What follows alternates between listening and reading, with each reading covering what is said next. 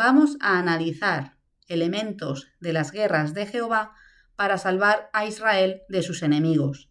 Veremos qué cosas se repiten en el gran día de Jehová. Esta expresión se usó antes y después del exilio de los judíos y también la usaron los cristianos. Podemos dividirlo en 4 grupos: medios naturales, diferencia numérica, confundir al enemigo y la intervención angelical.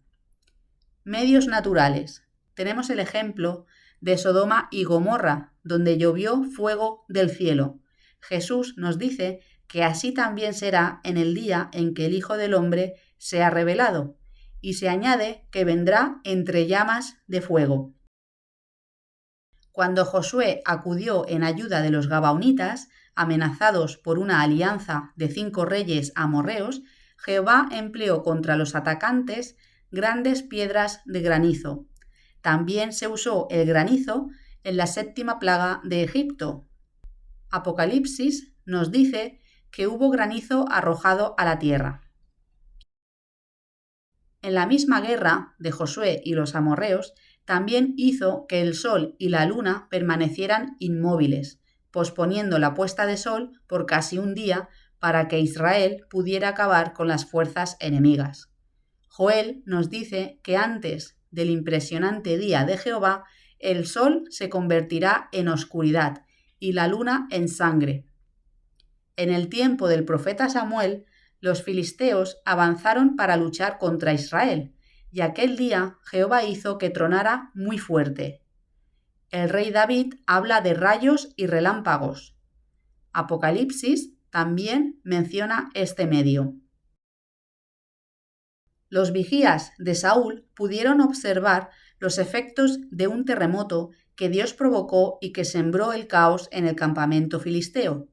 David dice que Jehová lucha por él valiéndose de un terremoto.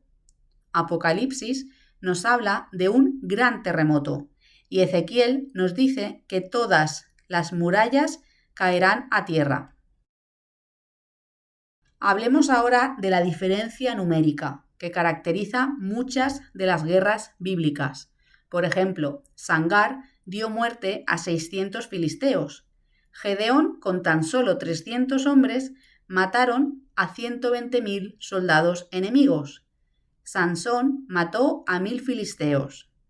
Jonatán y su escudero mataron a unos 20 soldados filisteos. El rey Abías, con 400.000, mataron a 500.000 hombres del reino del norte. El rey Asá, con un ejército de 580.000, mataron a 1.000.000 de guerreros etíopes.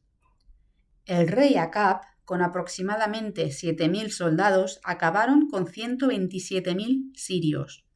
Con la reina Esther no sabemos cuántos judíos había, pero los enemigos suponían que iban a derrotarlos, pero ocurrió justo lo contrario. Fueron los judíos los que derrotaron a quienes los odiaban. En total se da muerte a 75.000 de los enemigos de los judíos por todo el imperio persa. Así que lo importante no es ni el número de soldados, ni su fuerza, ni las armas que tengan, sino su fe.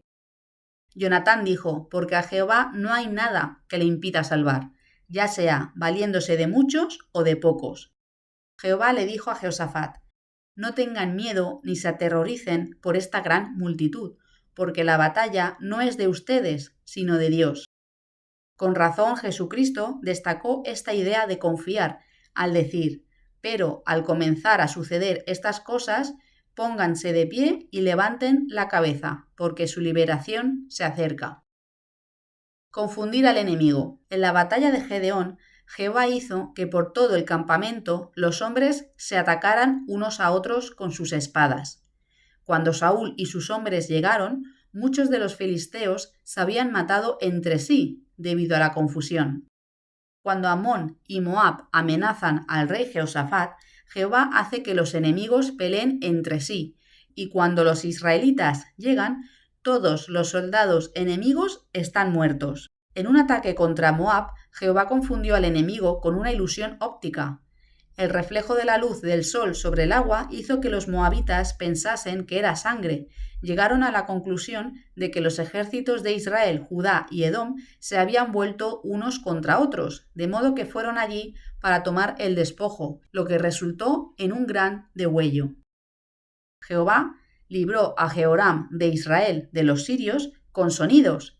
Hizo que el campamento sirio oyese el sonido de un gran ejército que se acercaba, y por ello huyeron de regreso a Siria en la oscuridad, abandonando todo su equipo y provisiones.